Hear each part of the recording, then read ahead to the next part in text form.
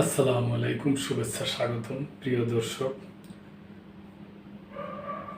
Iran যুক্তরাষ্ট্র যে পারমাণবিক ইস্যুতে আলাপ আলোচনা চলছে ওই ব্যাপার নিয়ে সংবাদ যুগান্তর পত্রিকায় ছেপেছে আন্তর্জাতিক ডেস্কে। ইরান যুক্তরাষ্ট্র পঞ্চম দফার আলোচনা শেষ, যা জানা গেল। আসুন আমরা দেখি কি হয়েছে। ইতালির রাজধানীতে ইরান ও যুক্তরাষ্ট্রের মধ্যকার পঞ্চম দফার পারমাণবিক আলোচনা শুক্রবার শেষ হয়েছে। তবে রোমে অনুষ্ঠিত এই আলোচনা থেকে কোনো সিদ্ধান্তমূলক অগ্রগতি অর্জিত হয়নি বলে জানিয়েছেন বার্তা সংস্থা রয়টার্স।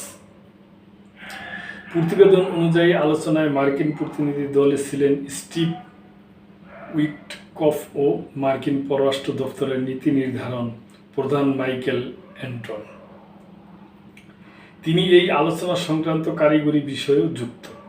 অন্যদিকে ইরানের পক্ষ থেকে এতে নেতৃত্ব দেন পররাষ্ট্রমন্ত্রী আব্বাস আরাগচি। ইরানের পররাষ্ট্রমন্ত্রী ওমানের মধ্যস্থতায় অনুষ্ঠিত আলোচনায় কিছু প্রস্তাব উঠে এসেছে। এ দফার আলোচনা পেশাদারিত্ব বজায় রেখে হলেও পরমাণু ইস্যু নিয়ে জটিলতা এখনো রয়ে গেছে। তার ভাষায়, আমরা অত্যন্ত পেশাদার একটি আলোচনা সম্পূর্ণ করেছি, তবে বিষয়গুলো এখনো পুরোপুরি নিষ্পত্তি হয়নি।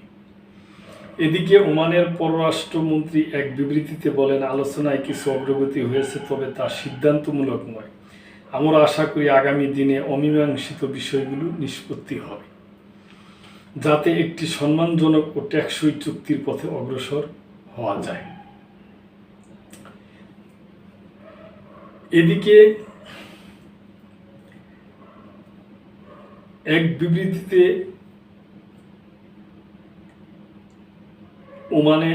বিবৃতিতে ওমানের পররাষ্ট্রমন্ত্রী বলেন যে, আমরা আশা করি আগামী দিনে কিছু অমীমাংসিত বিষয় নিষ্পত্তি হবে।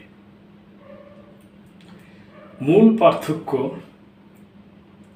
মতপার্থক্য, ইরান ঘোষণা করেছে তারা ইউরেনিয়াম সমৃদ্ধকরণ কার্যক্রম বন্ধ করবে না। যুক্তরাষ্ট্র বলেছে পরমাণু কর্মসূচি সম্পূর্ণরূপে বন্ধ না হলে চুক্তি সম্ভব নয় এবং পরমাণু কর্মসূচি ভেঙে ফেলা বিষয়ক ব্যাখ্যা নিয়ে আলোচনা ইচ্ছাও প্রকাশ করেছে। টাইমস অফ ইসরায়েল জানিয়েছে, মার্কিন কর্মকর্তারা ইঙ্গিত দিয়েছেন যদি এই আলোচনায় চুক্তি না হয় তাহলে তারা সামরিক ব্যবস্থা সহ অন্যান্য বিকল্প বিবেচনা করবে, যাতে ইরানকে পারমাণবিক অস্ত্র অর্জন থেকে রোধ করা যায়। এদিকে ইউরোপীয় প্রতিনিধিরা হুঁশিয়ারি দিয়েছেন, আলোচনা ব্যর্থ হলে স্ন্যাপব্যাক মেকানিজম সক্রিয় করা হতে পারে। এর ফলে ইরানের উপর আগের নিষেধাজ্ঞাগুলো পুনরায় কার্যকর হবে। অন্যদিকে ইরানের দুটি সূত্রের বরাত দিয়ে CNN দাবি করেছে, তেহরান এ দফার আলোচনায় অংশ নিয়েছে কেবল ওয়াশিংটনের সর্বশেষ অবস্থান যাচাই করার জন্য, কোনো অগ্রগতির প্রত্যাশা নিয়ে নয়। মার্কিন সংবাদ মাধ্যমটির মতে, তেহরান যুক্তরাষ্ট্রের আন্তরিকতা নিয়ে ক্রমবর্ধমান সন্দেহ পোষণ করছে।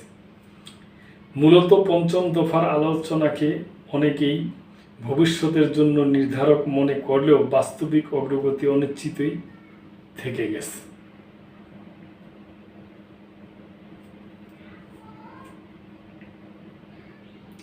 তো দর্শক, এটা একটা আন্তর্জাতিক সংবাদ ছিল। ইরান এবং যুক্তরাষ্ট্রের যে আলোচনা, পারমাণবিক ইস্যু নিয়ে যে আলোচনা, ওই আলোচনার বিষয়ে সংবাদটা ছিল।